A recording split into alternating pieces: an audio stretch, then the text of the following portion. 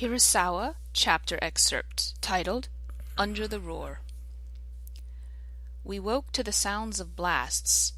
Above us, planes loomed and smoke dulled our sense of place. It took a moment for me to rearrange my mental state. Where were we? That's the first question I asked myself, albeit neither of us were sure, as we'd both been thrust into a daze. When were we, then? What events had just occurred in order for me to arrange my sense of timing? I wasn't sure. Hirosawa screamed over at me, but his voice dulled under the roar. I used my mind to regulate the sights around me. Any emotions from earlier had been eradicated by what little sleep, and only fear remained in me. "Japanese!" he shouted. They weren't just planes, but more than that. They were machines. A soldier becomes a machine of flesh. Above us loomed machines of wings. The pilots were likely our age or less. There was nothing we could do save for wait beneath the trees and hope the blasts would not reach us. I looked up at the sky, and it was still dark. From a distance, the lights from the bombs carried an odd sense of beauty. The glittered sky glossed over the round moon, and electrically parts of atmosphere and cloud ignited and flashed. It felt strange to notice this, as I was aware of the anguish it also brought. There was nothing for us to do but wait. We had to sit and accept the actions that had been imposed upon us by our own country. Hirosawa and I bunched our bodies together. I pulled my legs inward and breathed within the crevice of my thighs. After a time, the air grew stale, and so I had to remove my face from my personal cave and lift it back into normal air.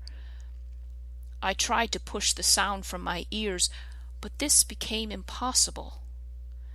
The blasts only intensified with time.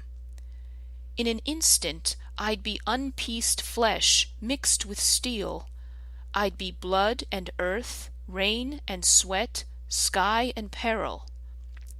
I repelled what I could of the scene, and my reaction to it seemed as though someone else was relaying it to me.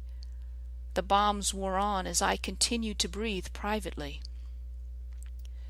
During these times of swift panic, there is not much to do but think. I hadn't even been hit yet, and already I felt disconnected from my former self. Real war is dull. There is always a lot of waiting, a lot of wandering. And when one doesn't have a lot of time, he surely doesn't want to spend that time wondering. Instead, time is spent arranging according to the circumstance that surrounds, waiting for something, for someone to return, or to pass on from life. Were I to dissolve, the bones of my years would carry the dim loss of promise, the sense of something small and slighted. But in the interim, I must endure real war, and real war is dull. No one understands just how dull it really is unless one experiences it. Through conversation, we kept our days full. The talks between Hirosawa and me eased some of the duration of travel. It revived the life in each step, but soon even that would tire. Yet sadly, before huddling here as this, pressed by terror, nature was beginning to bore me. Now, with the outside dangers real and persistent, I missed the peace. Was there still an ethics that existed despite all this? I had grown accustomed to tedium, and as a result, loneliness only added to my indulgence. My thoughts grew more negative, the more the world ignored us, and yet at this moment, with Hirosawa and me hovering helplessly beneath some tree, my thoughts were those of hope and beauty. How could this be? The more negative the event, the less was needed to satisfy. I weighed the import of each essential thing.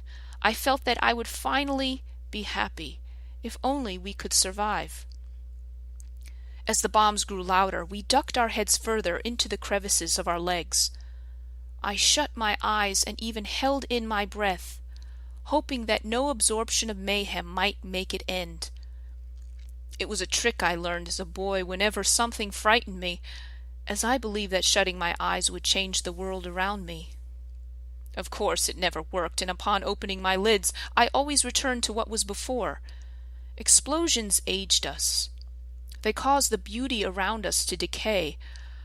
I wish I could have deconstructed the matter that made beauty. That is, the energy involved, the arrangement of ions that went into it, the perfect placement of particles, and to know how to reproduce it throughout the world. Hirosawa would only laugh and claim I was idealistic and naive, but it wasn't so much that. I believe it was actually the rebellion in me. I was an object rebelling in my obstinacy, where my mind learned to replace indifference with defiance, and I ascribed motives for things, however absurd.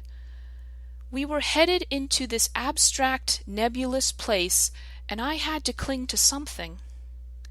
Had I let in all this decay, I wouldn't be experiencing what I am today. Everything uproots and rebels eventually.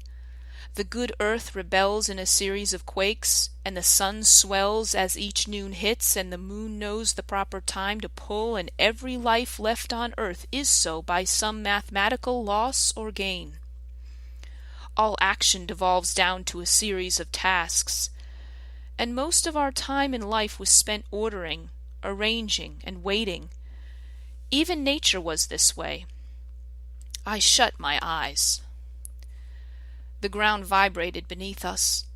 Every filament tensed in us. I opened my eyes and saw the dead floating by as though they were alive. I saw the Chinese officer I shot and the bodies we dumped into the river, all of them. With each fury and flash, I imagined the migration of birds and fish and butterflies and higher mammals like ourselves moving onward. I imagined our walks through wooded terrain and how after a time the moment materialized to when trees in the wind begin to sound like the ocean, similar to the breeze off a bay, one that is rolling in saltwater waves or streaming in rivers and lakes, and how my corpus craved all of it along with the rain. Then the bombs stopped. My heart, however, had not. It continued pelting my chest with an indefatigable pulse. It went on without my permission. The biology in me was not my business. We remained in our locked location with our heads ducked within our legs till eventually curiosity got me peeking. Only my eyes emerged, and what I saw was what had been the night before. Our wooded area remained untouched. Nearby villages we knew had not. We could not stay where we were. We had to push on, even at the risk of getting caught. We promised ourselves we'd be careful, however. We just had to get past the city and remain safe for a time, until the terrain isolated us again.